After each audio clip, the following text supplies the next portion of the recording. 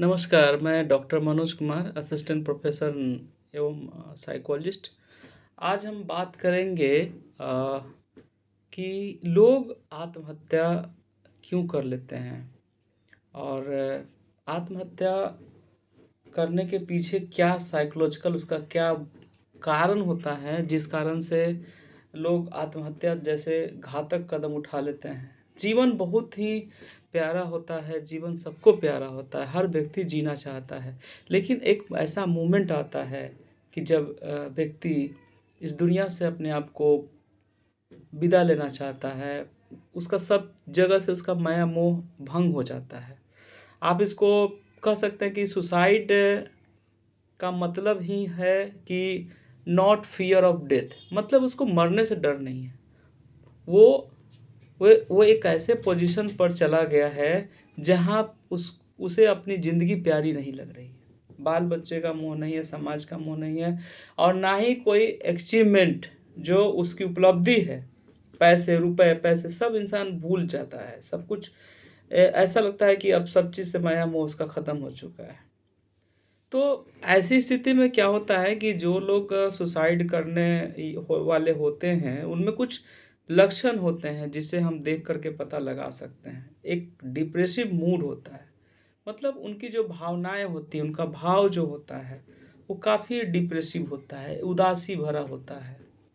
आप कह सकते हैं कि उनमें एक प्रमुख लक्षण होता है इनहेडोनिया, जो एक ऐसा सिम्पटम होता है कि ना उनको सुख का खुशी मिलता है, ना उनको दुःख का अनुभव हो रहा है।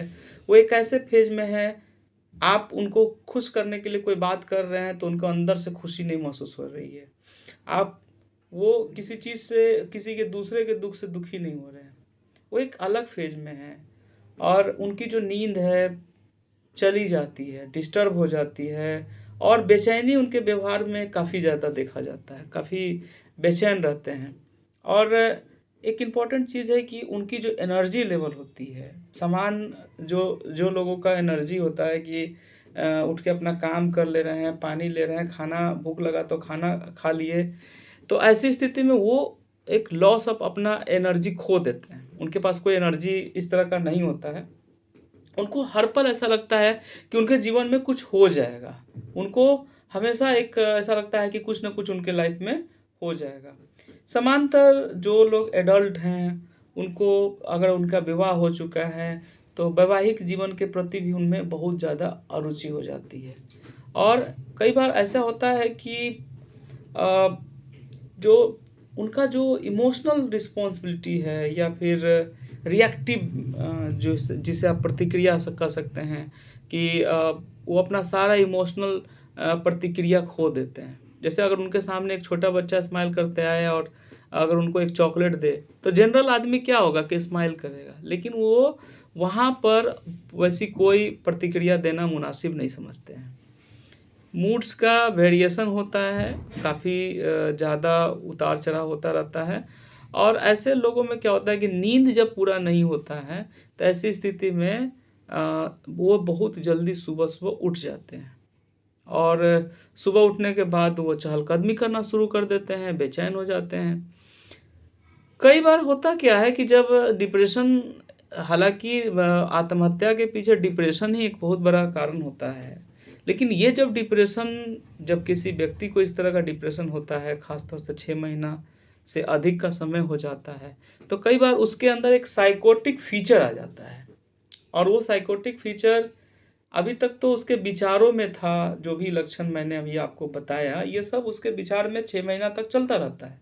लेकिन एक टाइम ऐसा आता है कि जब वो साइकोटिक फ़ीचर में बदल जाता है। साइकोटिक का मतलब होता है कि उसको किसी चीज़ से, रियलिटी से कोई मतलब नहीं है। वो अपनी एक अलग दुनिया बना लिया और उस दुनिया में ही वो सच मानना शुरू कर देता है। ये साइकोटिक फ़ीचर हो सकते हैं।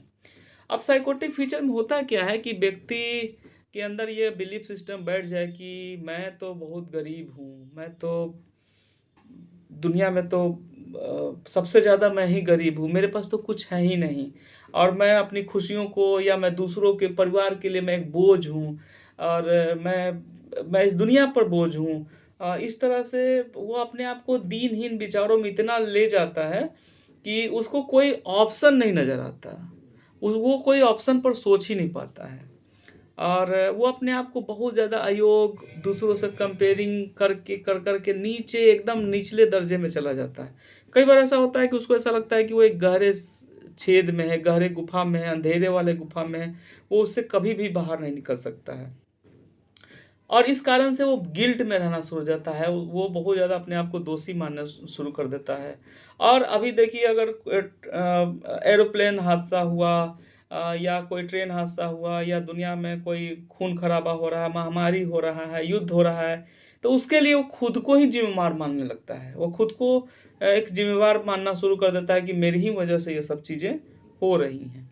कई बार कुछ केसेज़ में ऐसा होता है कि व्यक्ति को कई तरह के हैलुसिनेशन होना शुरू हो जाता है। उसको ऐसा लगता है कि उसके आस-पास कोई रो रहा है या कोई विलाप कर रहा है, मरने के बाद जो विलाप होता है, उसको उस तरह की आवाज़ें सुनाई पड़ने लगती हैं। और वो अ, कई बार ये महसूस करता है कि उसकी आँखों के सामने बार-बार डेथ वाला सीन आ रहा है, मरे हुए लोग हैं, लाशें हैं, वो उन लाशों को देख रहा है। और कई बार होता है कि उसको डेविल या दैत्य या कोई डरावना ऐसा चीज़ उसको ठीक उसके सामने, आँखों के सामने तैरते हुए नज़र आते हैं। कई बार उसको कई तरह के स्मेल आते हैं, जो सामान्य लोगों को स्मेल नहीं आ रहा, लेकिन उसको स्मेल आता है। और वो इन सब चीज़ों से इतना ज़्यादा परेशान हो जाता है कि वो अपने आप को, अपने जीवन को ख़त्म कर लेना ही मुनासिब समझता है। तो इस तरह के सिम्पटम्स होता है कि व्यक्ति के भीतर चलता रहता है। व्यक्ति इस चीज़ को व्यक्त नहीं करता है, लेकिन वो अगर उससे बात किया जाए, उसको मदद दिया जाए, उसको भरोसा दिलाया जाए, तो वो बातों को धीरे-धीरे खुलता है। अगर आप डिप्रेशन या आत्महत्या के विचार रखने वाले लोगों से सामान्यतः बात करें, उनको भरोसा दिलाएँ कि आप उनकी मदद कर सकते हैं, उनको ऑप्शन दे सकते हैं, तो बात बन सकती है। और इस तरह से हम आत्महत्या के विचार वाले लोगों को, उनके अनमोल जीवन को ख़त्म करने से बचा सकते हैं। तो बने रहें, धन्यवाद।